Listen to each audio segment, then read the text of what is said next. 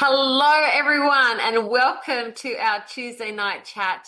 I'm Kelly Wilkins, your host from Reliance, and I'm super excited to be with you tonight. There's a lot to share with you. We've got some announcements, and then I'm going to introduce you to our very special guest. So tonight, we're going to jump in and start with our raffle. We have put together a raffle. We're raising funds for the Freedom Summit and for other amazing events that we do here at Reliance. And I have some beautiful people who have been on the program, who have spoken or performed at the summit last year, who've offered up their special gifts for prizes. And so we would love to share with you our raffle, which we will draw on the 21st of June at our barn dance. So let me just run through this with you. First of all, our first prize is our 2 nights staying at Lily Pond's Retreat. So that's for you plus one, and that's valued at $740 for 2 nights. So that is, we were excited to host you if you win that prize. Second prize is a course, a workshop of your choice by the Wild Health Hub, led by Candice Coughlin. So you could choose any one of her courses, whether it be fermentation of drinks or condiments or mushroom growing. She does a huge variety of workshops, and that's valued at $180. Our third prize is a package from Warrior at Law. So that's with Zev, and you can win that prize. Our fourth prize is a makeup by Liv, and that's a full makeup including lashes, so for a special night out. Our fifth prize is a Reiki session or animal healing by Divine Gateway. That's Cheryl Godden. Our sixth prize is sound healing by Art Angel, and that's valued at $111. It's a very cool prize. Our seventh prize is your choice of a relaxation massage or a facial from Beauty and Massage Healing and Wellness by Diana. Thank you, Diana, for that gift. And our eighth prize is our very own Wilma Evans, who's here in the chat tonight. 10 LifeWave patches. That's our X39 light therapy patches, which is such a cool prize if you win that one. So to be in the draw to win any of those prizes, it's only $5 a ticket or 5 for $20. So buy 4 and get 1 free. So to go into the raffle, all the details will be on www.myselfreliance.com.au, and we will draw that prize later in June. So jump into that one. Well, we do have our special guest in the room, and I want to introduce you to Bill Chambers. Welcome to Reliance, Bill. Hey there. Very happy to be with you. So Bill has been in the music industry from ages 7. He jumped in and never looked back, and now he is recording. He is an Aussie legend in his own right. You might also know him as the dad of Kasey Chambers, and it's the first time that we have an entertainer on our Tuesday night chat. So thanks, Bill. Well, let's jump in. My first question for you, tell us what happened for you at age 7 for you to decide? My dad took me to a concert. One of the artists was the legendary Chad Morgan, by the way. As a kid, I was impressed. I thought he was funny, and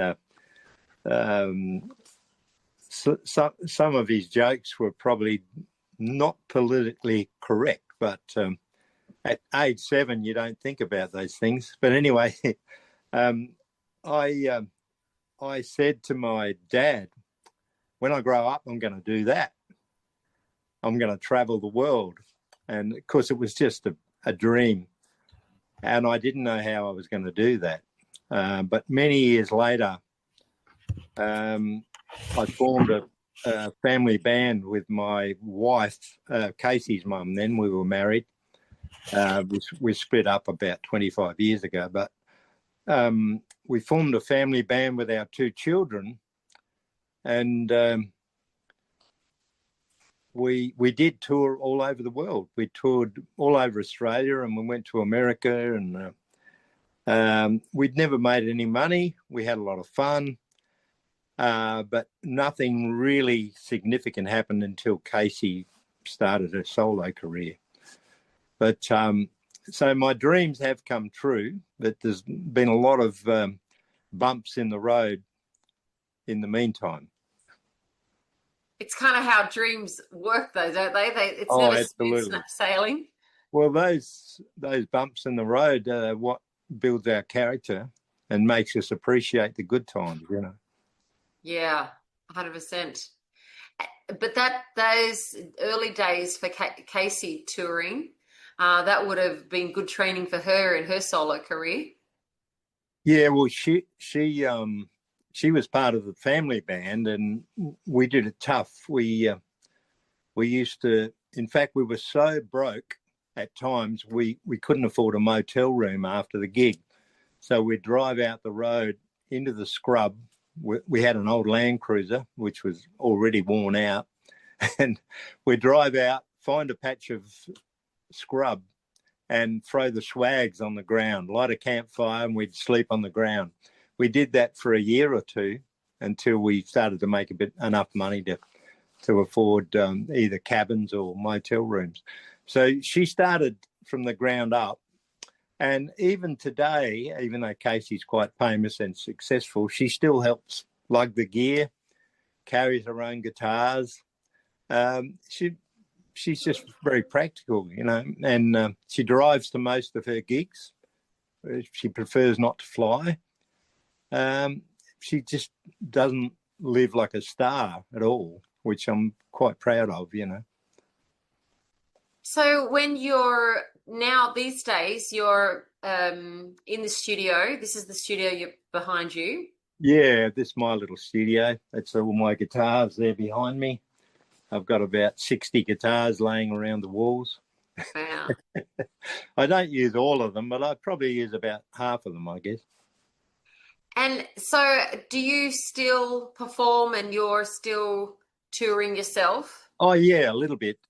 My boy, Tyler, he's 17 years old, and he's just learnt guitar in the last couple of years, and he's a big help to me now when I do festivals or at Tamworth this year. He was a big part of my show, and he's playing really well. In fact, he can play stuff that I haven't got a hope of playing.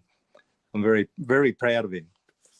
Oh, you must be so proud of all your children because they've I am. followed in your footsteps, haven't they? Yeah. All musicians. Yeah. Amazing. And tell me, when did you know that Kasey had made it when she became?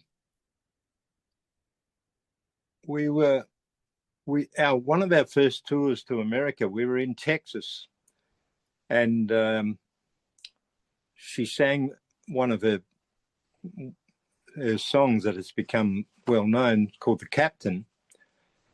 We had a huge audience in front of us. It was a festival, and we were just one of the artists. But the whole crowd started singing along, and like thousands of people singing Kasey's song, "The Captain." And we'd only just arrived in Texas. We didn't, and Kasey and the band and myself were all looking at each other, thinking, "What's happening here?" We were shocked. It turned out that they were playing it on the radio, like high rotation, and we didn't have a clue. But I started to think, I think we're onto something. And since then, of course, that was 20 odd years ago. So we've toured America nearly every year since then. except for the COVID years. So, and this is our first tour back actually this year in June. We're heading to America for the first time since COVID, so it'll be interesting. Amazing. Wow. It'll be amazing to see what's changed before Yeah, and it after will COVID. be. I guess some things will be better, some things will be worse. I don't know, but it'll be interesting. Yeah. Do audiences still love to hear the song The Captain? Does she still They every week? certainly do, yeah. Yeah. We're halfway through our Australian tour at the moment, and every time she sings that, they sing along. They get out their phones with the lights on and just light up the place. It's pretty amazing. Yeah, it's a beautiful thing. Amazing. Yeah. So what has life on the road taught you about life and about Australia? Well, I love traveling. Even before we went professional, like with our music, we traveled a lot, driven all over Australia. I love traveling. I love camping, and I love meeting people. It's the best place to meet people. And if you're open to a conversation with strangers, it's amazing what you come across sometimes, you know. And it's a small world. Sometimes you meet people that are from your hometown and you didn't realise. Even in America, nearly every show we do over there, there'll be an Australian or two will come up out of the audience and start, and you know them straight away because they say, "How you going, mate?"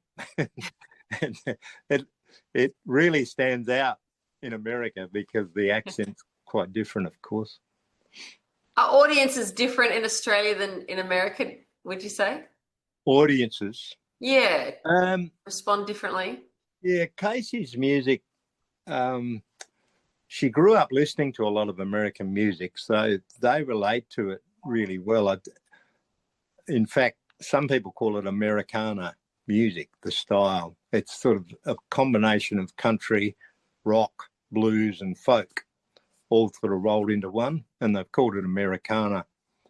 Even in Australia now, they're calling it Americana music. So but it did come from the US, most of it, in the first place. And I guess they got it from Ireland, from the folk singers originally, but Ireland, Scotland, and a lot of those immigrants ended up in America, and that became America's folk and country music. I saw a clip where it's a famous, people like to review music. Yeah. And somebody had sent him Kasey Chambers' song to review. Oh.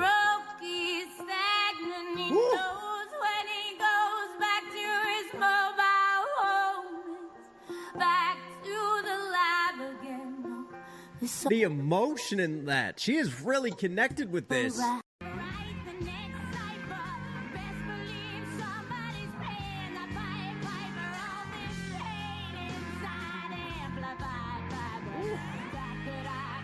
Her delivery, man, I'm telling, like, the power is when a singer can connect emotionally, and that emotion can shine through when they do covers, right? And for me, like, she's taking that struggle and that pain from Eminem's verse and that, like, come up underdog feel and story, how bad you want it, right? Losing yourself, and she's giving us that. And when she just, like, pounds her chest right there, yes.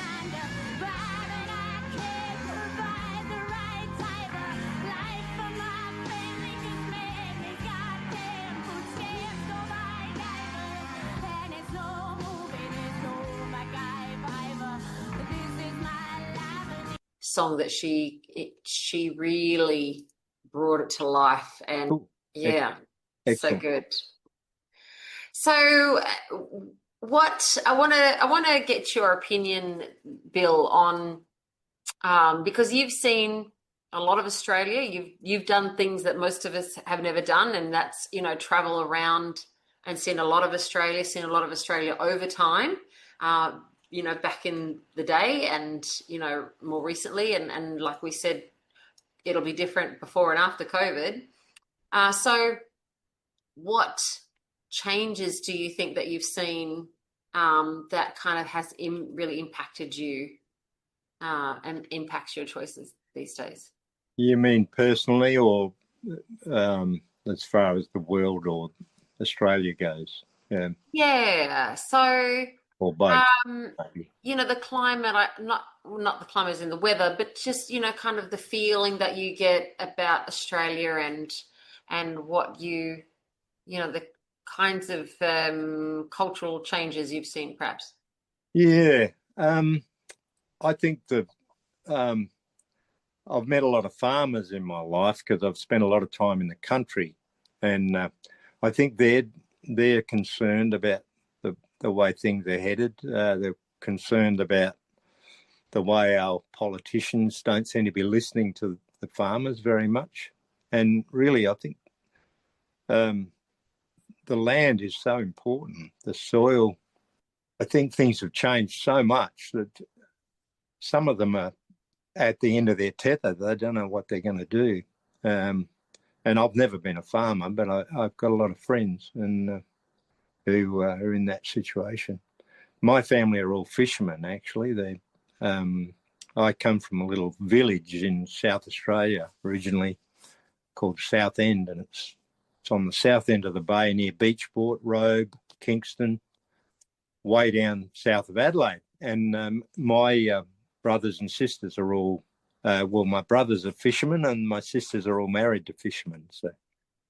And there were 7 of us kids, and I'm the only one that's sort of left that area and gone into something else. What do you write your own music? Yeah, I do. I'm not a prolific songwriter. I don't write a song every couple of days like some people. Some people are just obsessed with writing. I find it hard work, to be quite honest.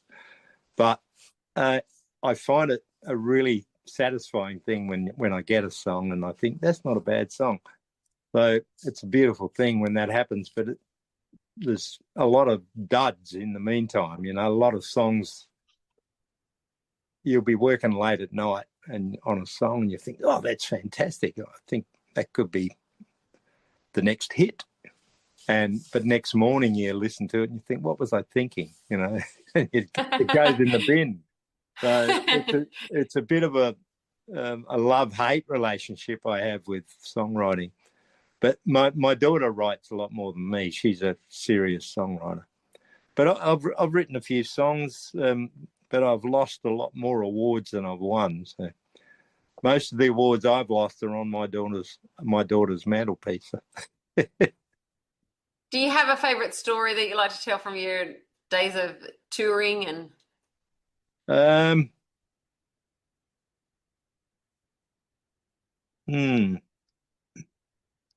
We're heading on the next tour to the Rocky Mountains in Colorado for a gig called Telluride Bluegrass Festival. And we've been there a few times before. I'm looking forward to that. And when you stand on the stage, you're looking up at snow-capped mountains. But you're so high up, they've got oxygen tanks on the edge of the stage in case you run out of breath while you're trying to sing.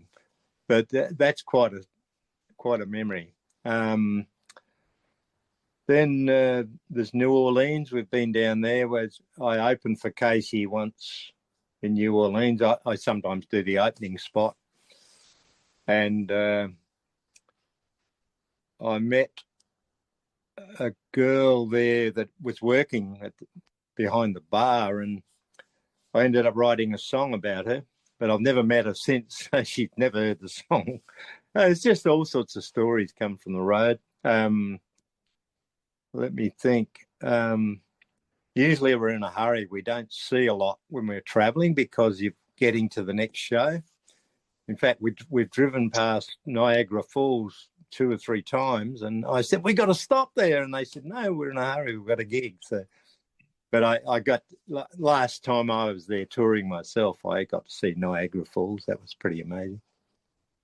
Amazing. Yeah. I've been lucky. It's a shame if you don't get to do some touristy things when you're touring. No, you don't do that much tourist stuff because you're usually on a bus heading to the next gig, you know. It's pretty good in America, though. One thing that I love about it, which we don't have here much, we've got a tour bus, like a coach, and there's 12 bunks, TV in every bunk, and a kitchen and a lounge, and we do the gig. Then we've got a driver. He sleeps all day, and then he'll get behind the driver's seat after our gig, and he'll drive us to the next gig, the next town, while we sleep. So that's quite an experience. You wake up and you look out the bus window and you don't know where you are. You think we're in a new town, and unless I look at the gig guide, I don't even know where we are, you know. It's quite amazing. Wake up and do it all again. Yeah.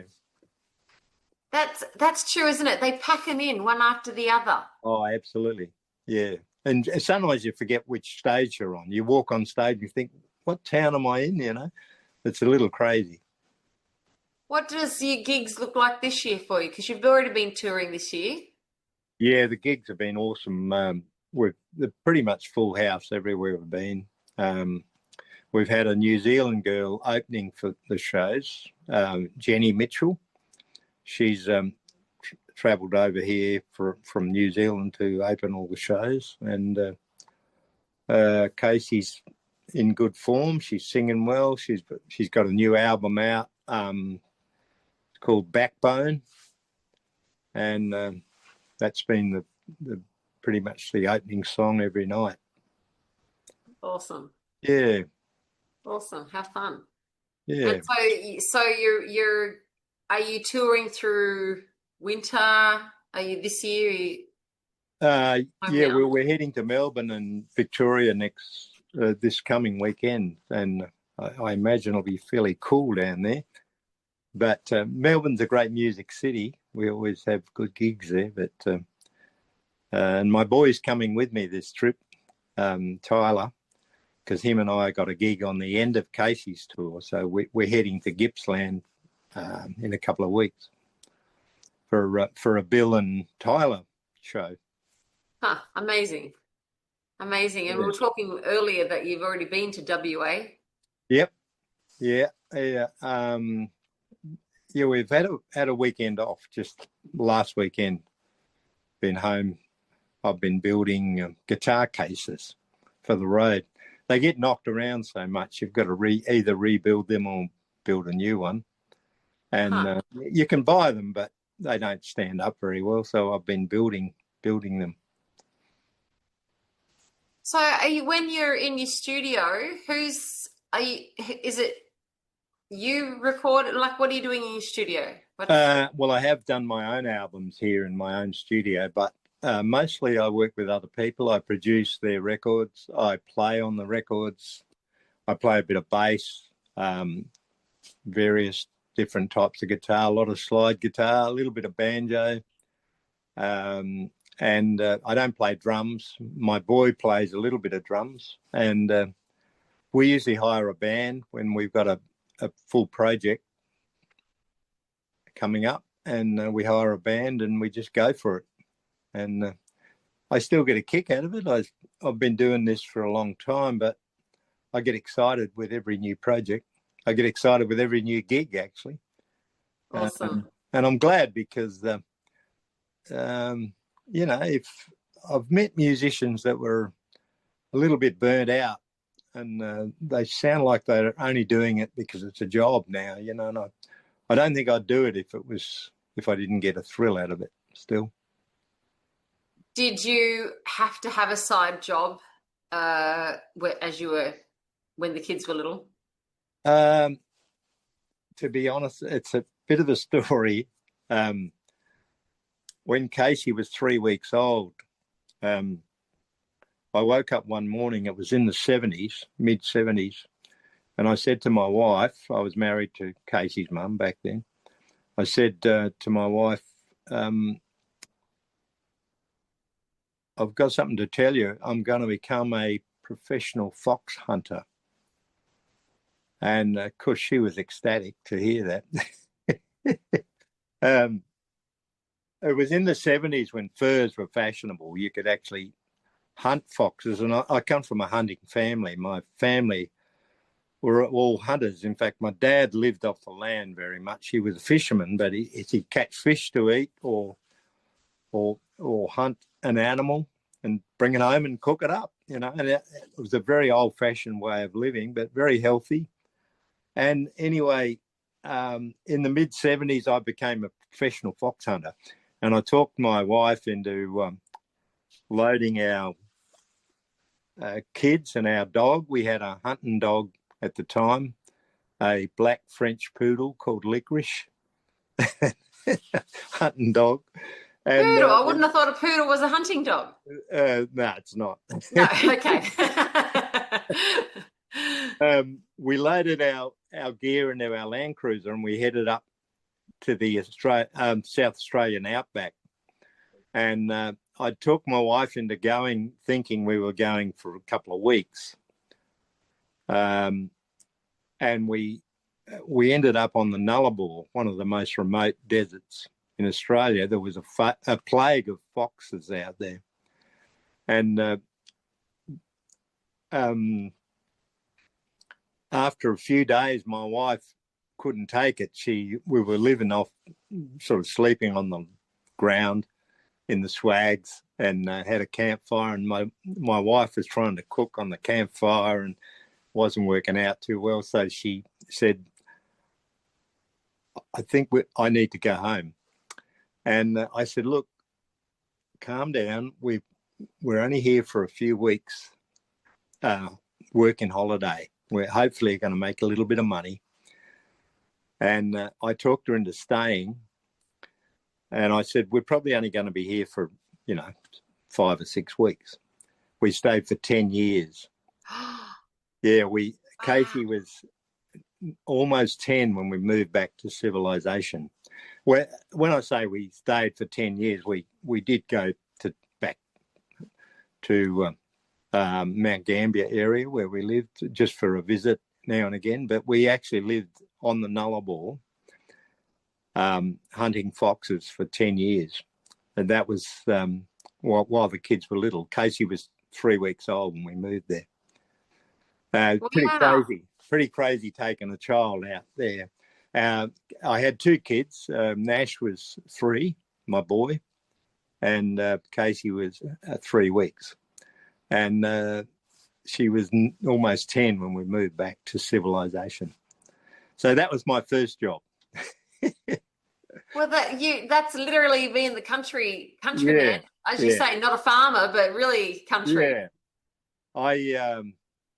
I haven't hunted now for 40 odd years, I don't think I would do it now. I love animals too much, but back in those days I didn't think too much about it. I was young. I came from a hunting family. I thought it was fairly normal actually, but looking back I guess it wasn't. No, but we're into those, learning about those things now, how to hunt, how to skin your own animal, how to cook it and use all the parts of it. That's what my self-reliance loves, is learning, all about those kinds of things. So yeah, I guess I would do it if I was starving. You would, and you'd have the skills. But these days we just rely on supermarkets and everything. But it was a real healthy lifestyle, and our kids did correspondence schooling, so and they turned out okay, 100% they turned out okay. Yeah. Well, and that's, as you say, my earlier question about how have you seen Australia change? Well, that's a big change, isn't it, from hunting to supermarkets? Certainly was. They had a train used to come out across the Nullarbor. We weren't far from the train line a lot of the time, and they had a train called the Tea and Sugar train. Every Saturday it would turn up, and it's like a supermarket on a train. So we'd get our supplies once a week from the train. Yeah. So we're going to play a game shortly, but just before we do that, I want to ask you, because you've been tuned into my self-reliance for a little while now and following it along. When Absolutely. did you discover my self-reliance and what impact has it had on you?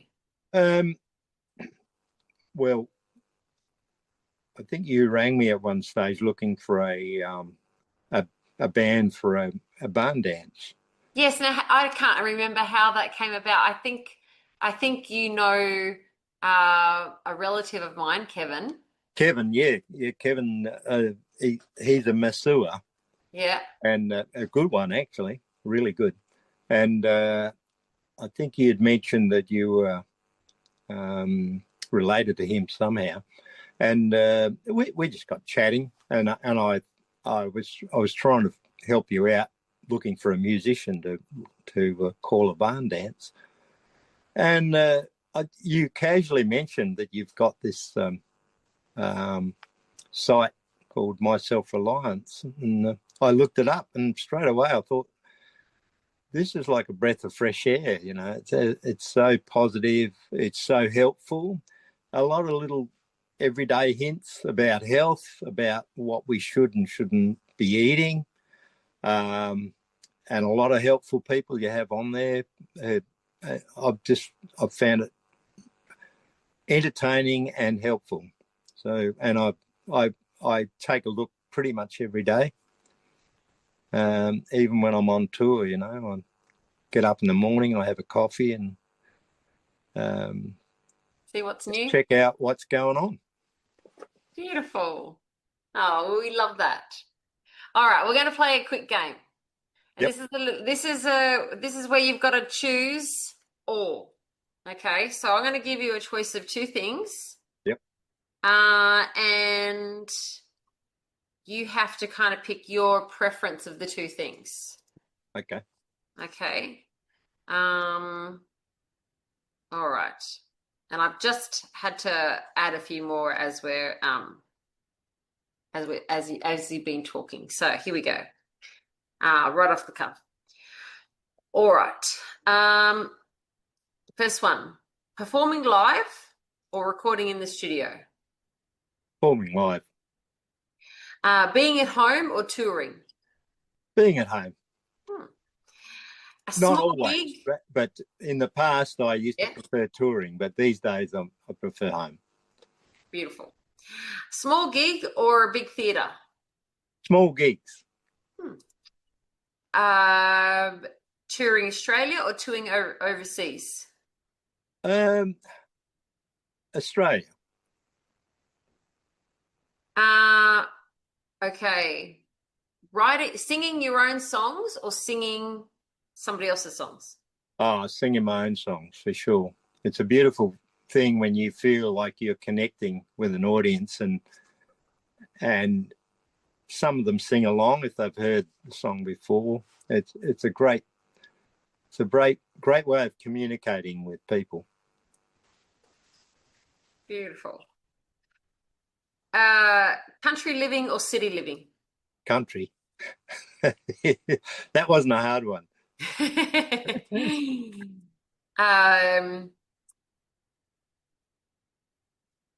Your kids when they were little or your kids grown up?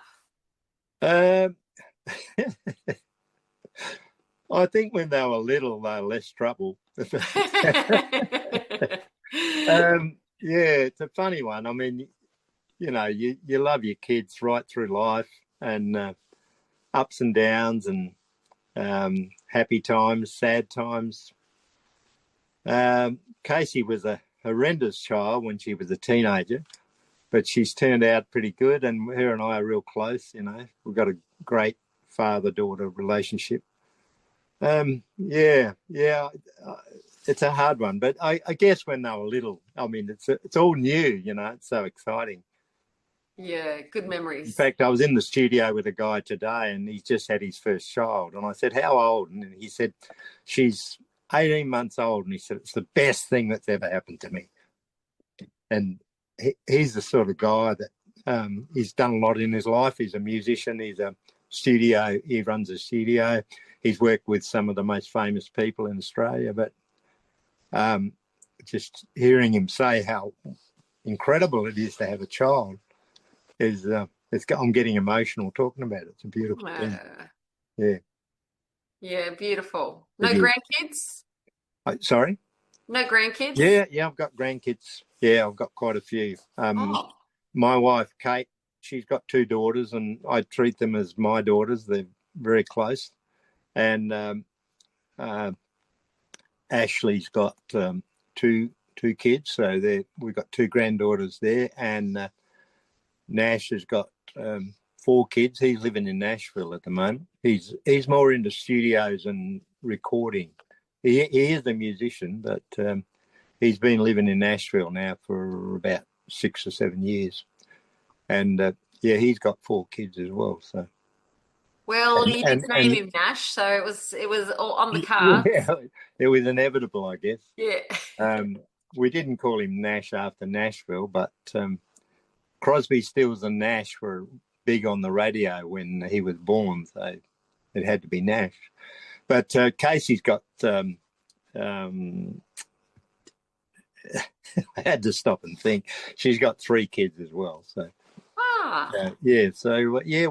we've got plenty of grandkids. It's great. It's awesome. And Kasey's kids are they're pretty comfortable on stage these days. They come out with her and sing. And Arlo, her middle boy, he's got his own band.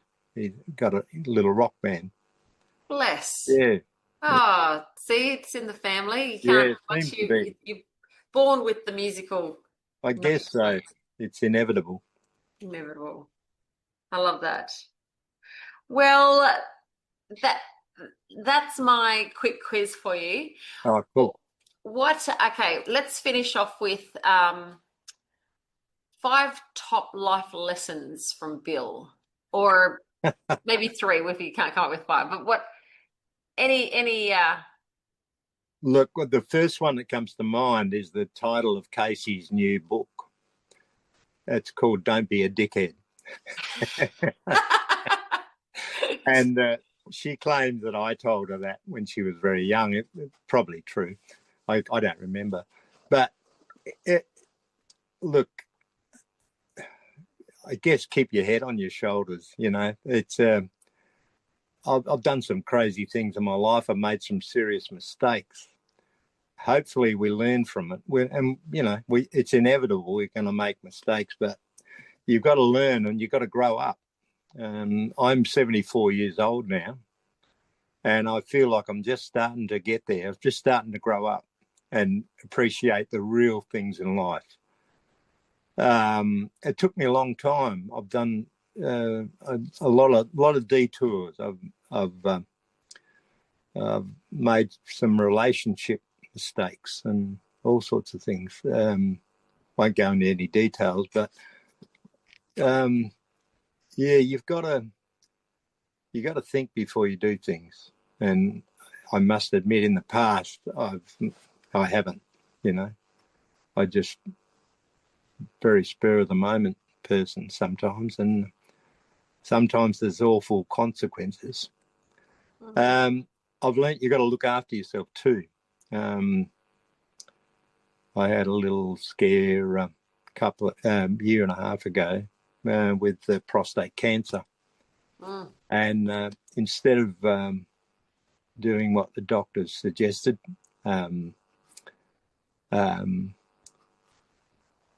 radiation and hormone treatment, I went on to a absolutely strict diet, and so far I'm really good.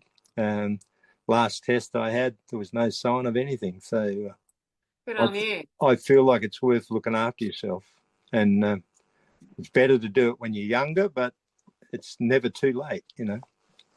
100%, and you did it the natural way, hey? Yeah, and who knows what the future holds, you know, but I'm not losing sleep over it. Good on you. Yeah. That's awesome. Awesome advice. Yeah, well, and I'm not saying you shouldn't go the medical route, because everyone's different. it worked for me. That's all. Yeah. And I think you got to do what you believe in. You know, there's something to be said for positive thinking and having a good positive outlook instead of just, you know, sitting in the corner and rocking back and forth. I think you've got to just face life and be positive, be happy, and make the best of the situation. Be thankful, and I believe in a higher power. I think that might have had something to do with my recovery as well. 100%. 100%. That's what we're all about that here Yeah. at My Self-Reliance is you can't really do it without God. You can't. I tried for years. Yeah. Yeah. Yeah. It just goes more smoothly when you include God in it, I think. Absolutely. Beautiful.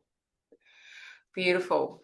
And then, you know, while we're on that topic too, because it's really important to include God in things, and I was having this conversation just on Sunday. So when we look to the future, definitely think we need to include God. What do you worry about the most? I worry about the future for our kids, actually. I worry about the wars that are going on in the world, the crazy stuff they're doing. Our leaders don't seem to be in touch with the general public at all. Most people out there, I think, a lot of people out there think like you and I do. That they're concerned. They just want to get on with their lives and be happy and contented and stay out of trouble. But the leaders in this world, the ones pulling the strings, they seem to have other ideas, and I worry about those sort of things for our kids. You know, I wonder what the future is going to hold. It seems like the world's gone a bit crazy sometimes, and I think we just got to get back to basic living. Yeah. Yeah, 100%. And food. I think we need to get back to the food that grows and veggies from the garden and animals that eat grass, you know. Simple as that. Simple as that. Well, that's the kinds of things that we're going to talk about at the summit this year. Cool. Great. Yeah. Straight up, how we're going to make sense of the crazy that we're seeing in the world and get back to basics and grow our own and eat healthy. Absolutely. And lean on our own and like try and get back to natural health. Now, the beautiful Andrew thing. had a question. Is there a song that kind of sums it up for you, Bill? Any song that comes up that's a strong emotional response for you? Is there something your favorite? My daughter's got this new album out. The album's called Backbone. There's a song on it, very positive song. The positive message is things are going to be all right. She's a reasonably spiritual person. She believes. Look, I'm not sure she believes exactly the same as me, but I think she's got strong beliefs in the human race and in positive thinking and in looking for a better way, you know. and that song seems to sum it all. Like, we've been doing this tour for 4 or 5 months, and I sing the song with Case every night, and now I can't think of what it's called. I wonder sometimes, and I worry, but I do have faith, and for some reason, even though the world's gone mad and our leaders are, sometimes I wonder if they children of the devil. Some of them are, I think. But Yes, I they're think there to God, test us, that's for sure. I think there's still a more powerful God. And I think he can see what's going on, and he's still in control, even though you feel sometimes that there's no control. I think we just got to have faith. Yeah, Really. we do. And because, the things, there's always a reason for things happening, and it's Absolutely. how we react to them Yeah, that counts. absolutely. Yeah. Yeah. Everything's going to be all right. And I have faith in that. I think it is. Even when the skies look dark, there's a blue sky coming. Bill, thank you so much for coming on tonight. I Thank do you. love that we have gotten to know you a bit better Okay. tonight, and your beautiful family. And we wish you all the very best on your tours, and with Kasey and your grandkids, of course, and all the songs. And thank you so much for sharing your heart and your faith with us. I appreciate it. Thank you very much. And you keep doing what you're doing. It's a beautiful thing. All right. Well, have a lovely evening, everyone, and thanks again for joining us. And don't forget to grab your raffle tickets. There's some amazing prizes on there, and we shall see you again. Thanks for sharing your life, Bill. Yeah, thank you. Thank you. Thank you very much. That was lots of fun.